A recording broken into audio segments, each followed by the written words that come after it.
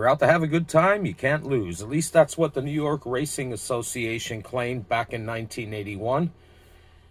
Hello there. Thanks for stopping by Max's Cards and Dice Dugout. This is episode number 68. Robert Max here. And about a month ago or so, I did an unboxing of a vintage, obscure, niche game that I picked up, and that was called Handicap horse racing game. It was published by Hall of Fame Games in 1981, and it carries a New York Racing Association endorsement, and it features the Belmont Stakes. So I said down the line I'd take a closer look at this game, and we're going to do that today, and run a demo race. So the components you get with the game are the horse track, the game board, and that's just on a folded piece of cardboard. You get rules of the game, and the rules are essentially one page. It's this part of page 1 and page 2. The rest is explaining the handicap categories. We'll get to that when we get to the game itself. You also got 3 past performances from the daily racing form. This was number 9 race at Aqueduct. I'm not sure of the date because it does not list the date. Sometime after April, looking at the horses' performances, sometime after April of 81. The other one was race number 4 at Aqueduct. And the third one, the most interesting one of the bunch, is the actual Belmont Stakes from 1979. This was the race where Spectacular Bid could have made it 3 Triple Crown winners in a row, but unfortunately, excuse me, before the Belmont, I guess the story is he stepped on a safety pin and got an infection. Had to have his hoof drilled, and he ended up finishing 3rd. Some people say that the jockey, and what was his name? Ronnie Franklin might have tried to run a race similar to Secretariat's historic run at the Belmont, and Spectacular Bid petered out. I don't know, but Spectacular Bid's still a great racehorse. Okay, it also came with these horse tokens. Now, you're limited to 8 races, or excuse me, 8 horses in a race, and these tokens came with little stands. They're in this bag here. I'm not going to take them all out. I found them to be cumbersome and very top heavy, and to keep the frustration level on the lower side, I took the template for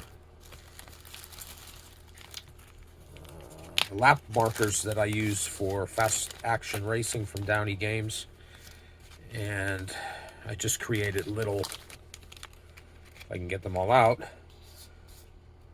little horse markers, easier to read from overhead, which will especially help with the video since I record overhead. But even these are a little cumbersome, but they'll work better. They won't tip over like these standees. Okay, all 8 of them are there. So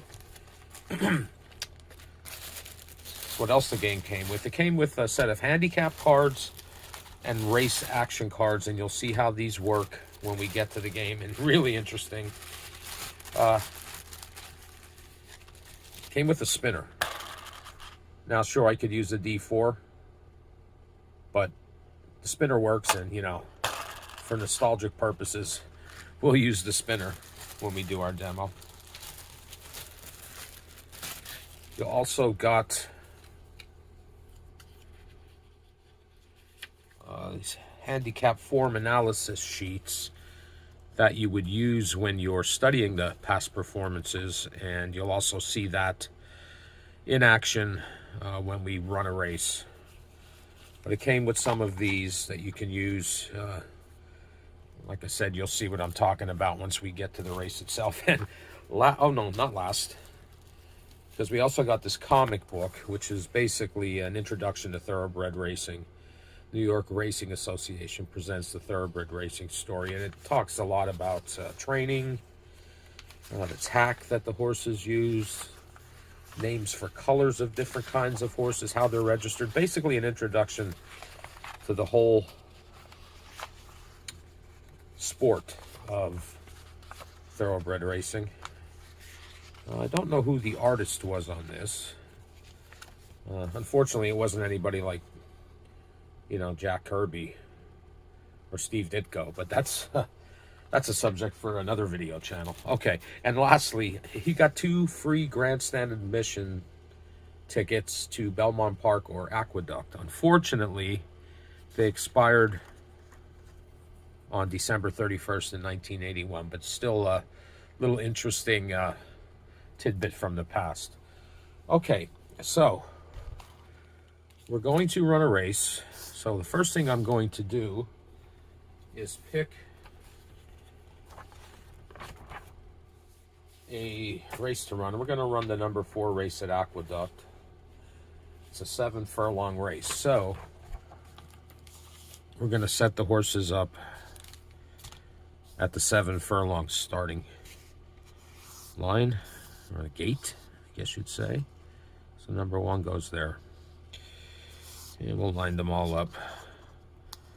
Even these are a bit cumbersome, but at least they won't fall over. 2, 3, 4, 5, 6,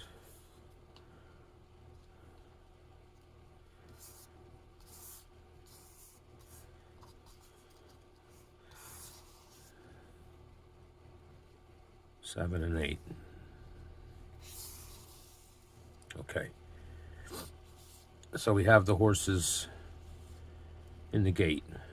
Okay, so we're going to look at this. Let's see, I've already bumped them around.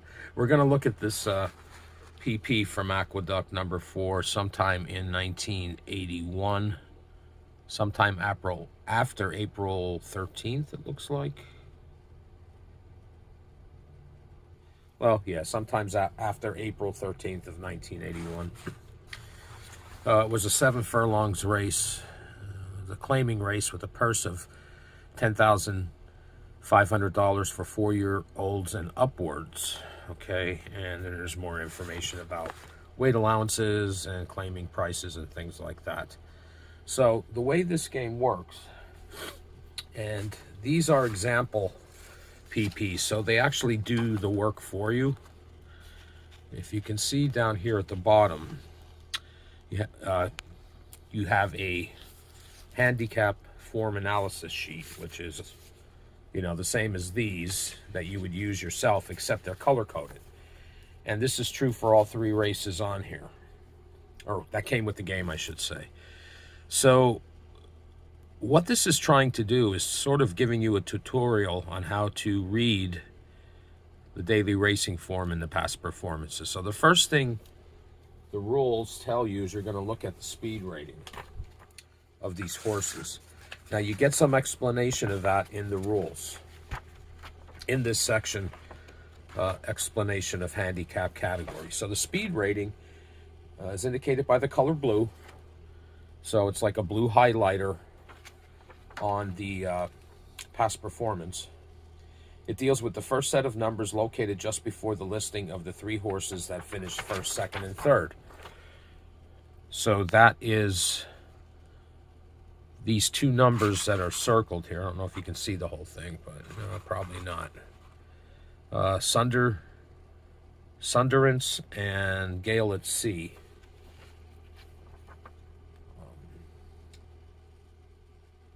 they have the 2 highest speed ratings. So what you would do on your handicap analysis sheet is you would put down horses 1 and 5 under the speed rating. And you'll see when we get to the actual game how that comes into play, or the actual race. The next one is the morning line favorite. So that comes from, and that's like in orange color, and that's going to come from the track handicapper. So the track handicapper for Aqueduct, that turns out to be number 2, because he, in the morning line, was the favorite at 5-2. So you would put number 2 down there, and it kind of goes the same for all of these categories. So dropping class, that's in pink.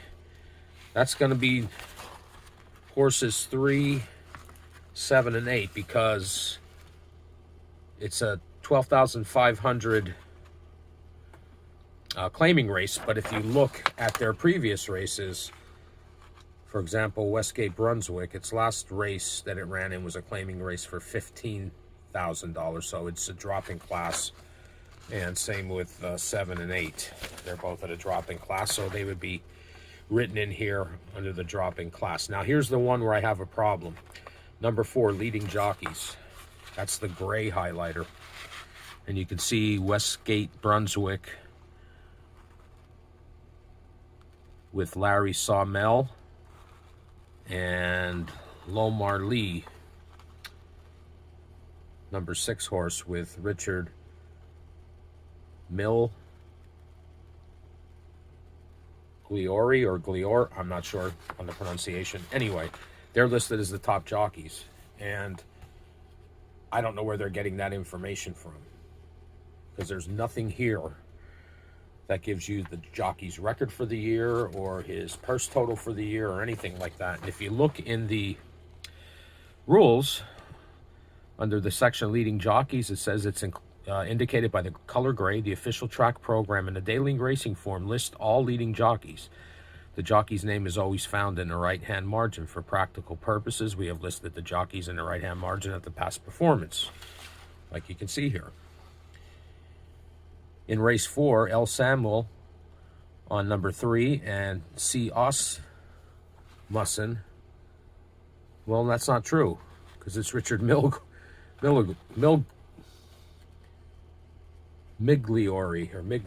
excuse me. It says they're the leading jockeys, but it doesn't tell you how they came up with that information. Okay, so that is a problem. This game claimed that you would be able to look at a past performance and handicap a race right from there, but it looks to me like you're going to have to look up jockeys' records and purse winnings for the year or period or whatever to determine who the leading jockeys are, and then how many of them do you pick, unless you're familiar with the names. Like, well, I'm not really familiar with any of those jockey names. All right, the next one is betting favorite last out, and that's the color brown. And you have to look at the odds for the previous races, and the last time out at Nice Sailing was the favorite. So Nice Sailing number 2. I know this is a little cumbersome here, would get that mark. And it goes down the line with all these best form. It does tell you how to check for best form, looking at awarding points for win, place, and shows over their last so many races, and whichever horse has the highest point total would get that nod in that column. And in this case, it is number 5, Gale at Sea. Consistency. If a horse wins 20% more of its races, and that's indicated 20% or more of its races, that's indicated by the color purple. So you look over here and you see 5 and 7, and 5 and 7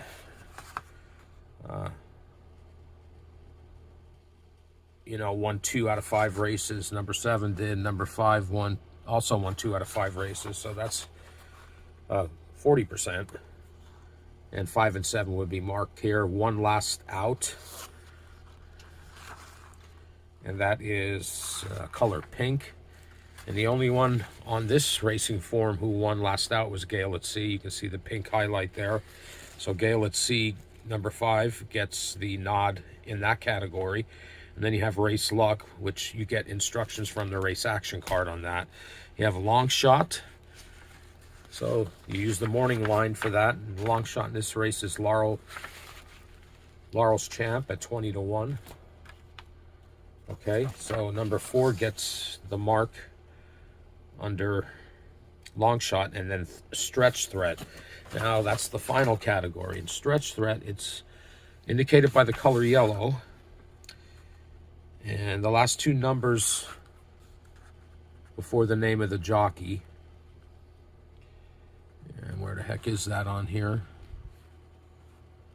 Okay, we're looking at the last finishes. The horse must have made up at least 2 lengths between first and second number and finished in win, place, or show to be considered a stretch threat. So number 1 is the only one considered a stretch threat in this race because he started in 8th and finished 2nd. And the next race he started 11th and finished 1st. So he's the only one that qualifies for that. So what you would do if you weren't running one of these, if you were using another racing form, I should say, and look, I just knocked the horses all over the place.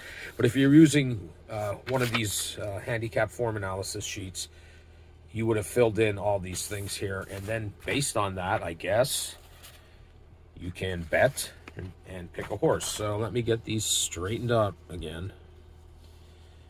1, 2, 3,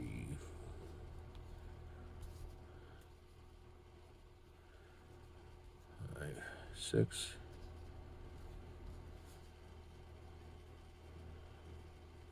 7, and 8.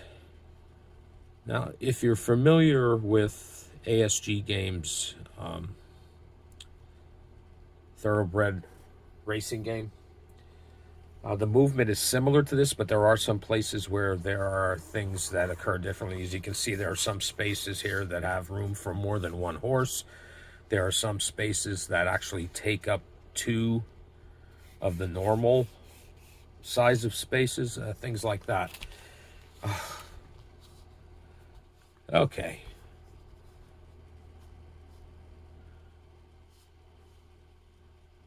This is starting to turn into a comedy. But anyway, you'll see when we run the race how that works. But it's similar to ASG's thoroughbred racing game, which I also own and will get on the table for a first look in the future. And the other thoroughbred racing game that I have in my collection is Lon Whitehead's Top of the Stretch, which is more of a roll and write type of game and looks really interesting. There are some videos on YouTube showing you tutorials on that. All right, so now to the cards, and then we'll get this race underway. Okay, you have race action cards, and you have these handicap cards. Now, these handicap cards aren't necessarily needed because you don't shuffle them, and they always go in the order of 1 through 11, okay?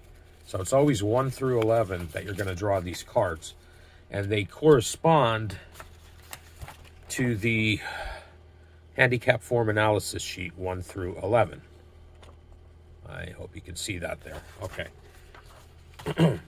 So, when we run the race, the first thing we do is turn over a handicap card. All right, so let's just say, just for S&Gs, if you know what that means, I am going to place a $20 win bet on the long shot Laurel Chance going off at 20 to 1. All right, so we're just going to say that. You don't necessarily have to bet on these races. Okay, so the way it works is you turn the top card over on the handicap deck, and it says speed rating. So what you do then,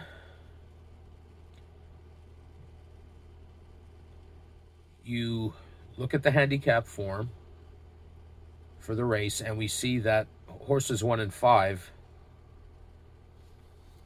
have the highest speed rating.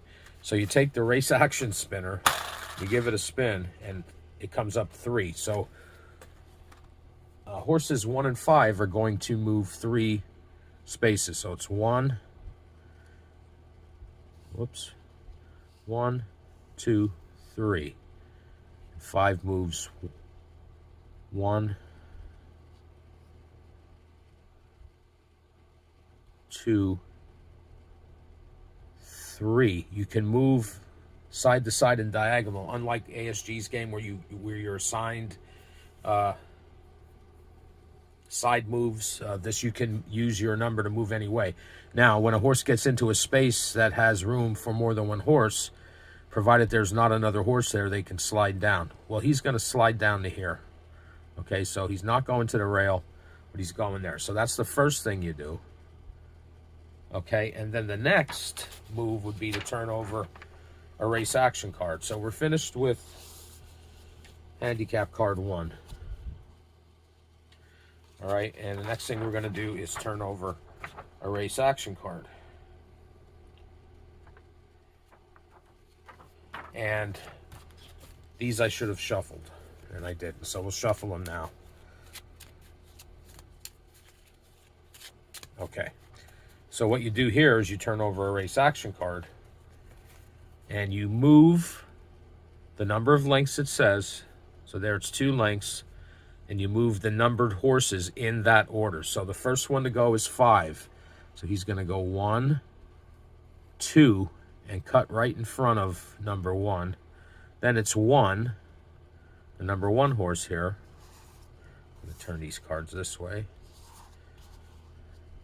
He also gets to move 2, so he's going to move 1, 2, and because this is a multi-horse space, he can slide down. And the third one would be number 3. He's going to move 1, 2, and he's going to slide down. Okay, so we're finished with that card. And then we go back to the handicap card. And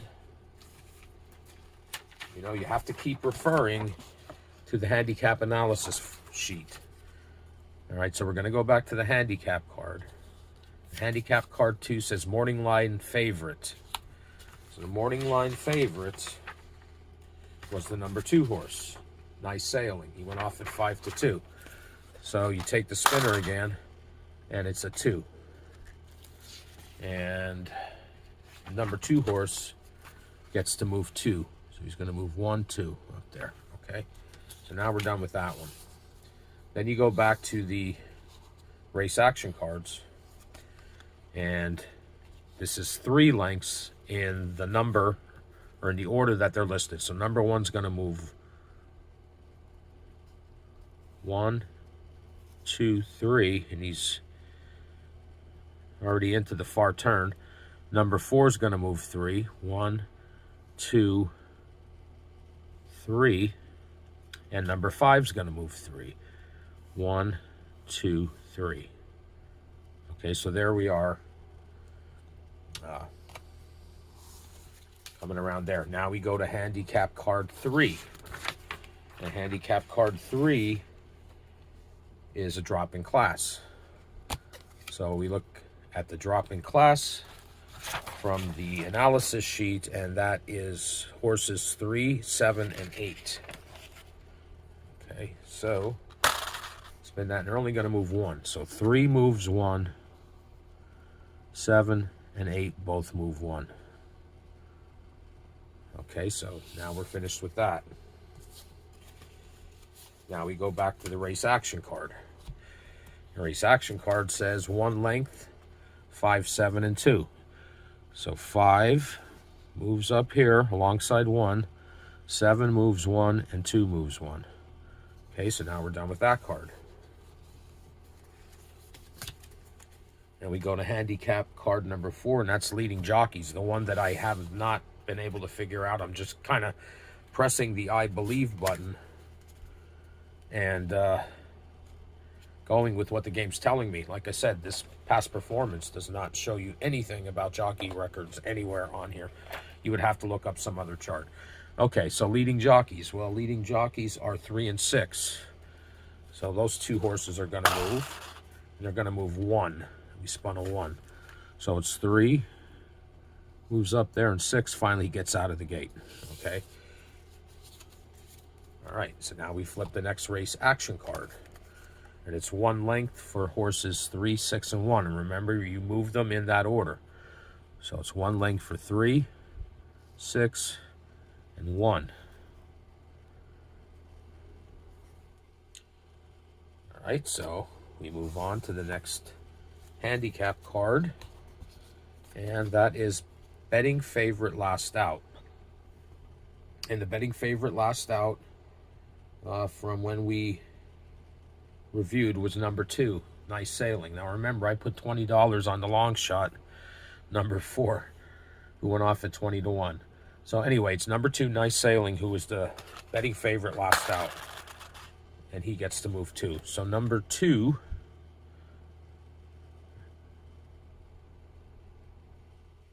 gets to move 2, moves up there.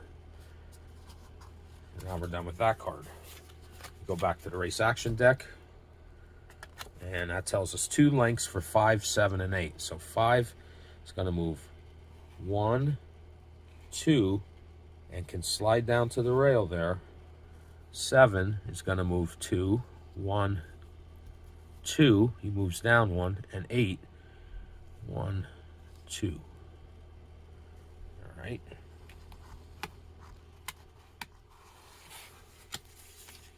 So that's that one. Now, number 6 is best form. And that's Gale at Sea, number 5. So we go back to the spinner. Number 5 is going to move 4. 1, 2, 3, 4. So right now it looks like it's going to be number 5's race. Okay, so then we go back to the race action cards, I should say. And the next one says 3 lengths for 1, 2, and 7. So number 1, 1, 2, 3. 2, 1, 2, 3, moves down to the rail, and 7, 1, 2, 3. Excuse me. So that's the next race action card. And now we go back to the handicap cards. Handicap card number 7 says consistency. Consistency was determined to be horses 5 and 7. So we'll spin the race action spinner. I'm going to give it a good spin. And it's a 3. So 5 will move 1, 2, 3. And he's just about at the wire. And 7 will move 3. 1, 2, 3. All right. So now we go back to the race action cards. See, this is a little cumbersome. I guess I can take these off the board and put them somewhere else. All right, the next race action card is 3 lengths for 4, 2, and 3. So it's 4, 1, 2, 3, and 2. 1, 2, 3, and it moves down to the rail, and 3. 1, 4's there, 2, 3. So that's how we proceed on the race action deck. Now the next handicap card is number 8, and that's 1 last out. And we determined that to be number 5. So number 5 is going to win this race because he's the only one who won last time out. I'm going to spin the spinner for him, and it's a 2. And so number 5 is the winner. Okay, number 5, which was Gale at Sea, went off at 5 to 1. All right, so now we turn the next race action card over, and it's 3 lengths for 3, 5, and 6. So 3 goes 1, 2, 3. 5 is already finished, and 6 goes 1, 2, 3 down to the rail. All right. Next is handicap card number 9, and that says Race Luck. First numbered horse on the next race action card moves the number of lengths indicated, plus 3 lengths. All other horses move the number of lengths indicated. Continue the race by going to the long shot card number 10 in the handicap deck. Okay, so that's what we would do. All right, so the first horse listed, which is number 1, is going to move 3 lengths. 1, 2, 3 for being the Race Luck horse, and then he's going to move 3 more based on the action card. 1, 2, 3, and your number 2 horse, the horse that places in this race, is number 1. Okay, and then 8, who's just getting started, I guess. 8 is 1, 2, 3, moves down here with 4, and number 6. Number 6 is going to have to go 1, 2, 3. All right, so we're just trying to determine now the show horse. And we get the handicap card 10, which is the long shot. And the long shot is number 4, the horse I bet on, Laurel's Champ. So we'll spin the action spinner for this horse, and it's a 2. Number 4 gets to move 2, so I lost 20 bucks for sure. All right, so that's it for the long shot. Next race action card says 2 lengths for 8, 6, and 2. So 8, 1, 2, 6, 1, 2, and 2, 1, 2. All right.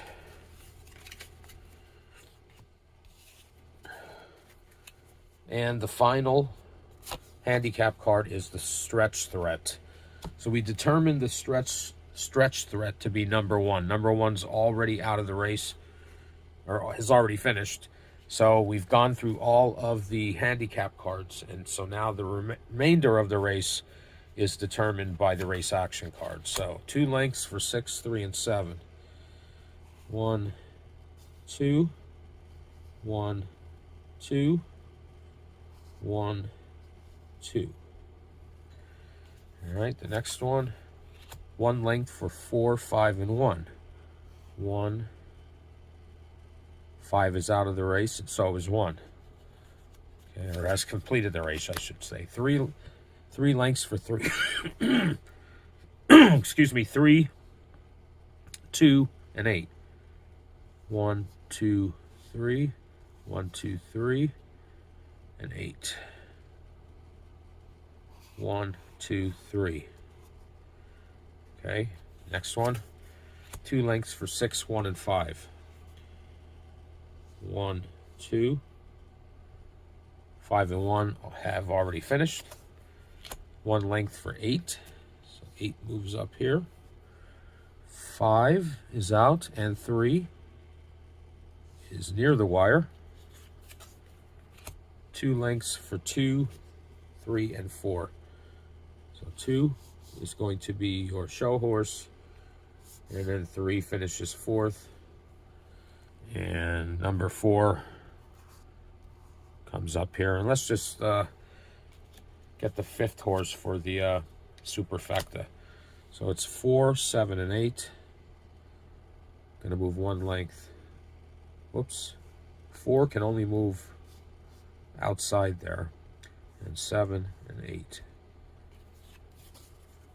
And 2 lengths for 7, 4, and 8. 1, 2, 1, 2, 1, 2. Okay, so here we are. Down. 2 lengths for 2, 1, and 4.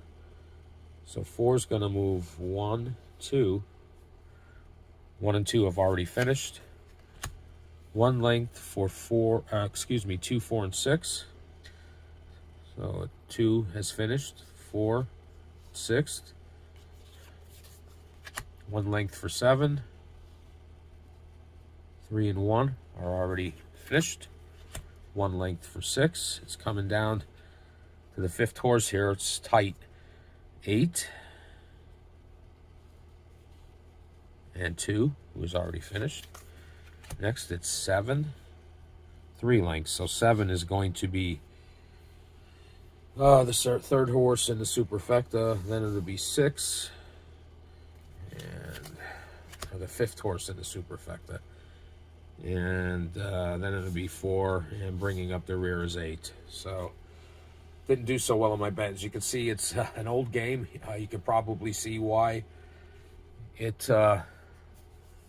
was never produced again. At least I don't think it was. I'm not sure if I can call it fun or not. It's kind of clunky. There are some holes in the rules, especially determining leading jockeys. I thought it was interesting, though, that it came with the 1979 Belmont Stakes. A spectacular bid, number 3. That was interesting. Will I play it again? Probably not. I thought this had a lot of replayability because, it does say here, please note, down here at the bottom with the asterisks, please note that once you have learned how to read the past performance charts with the color-coded system, you can begin to do your own handicapping.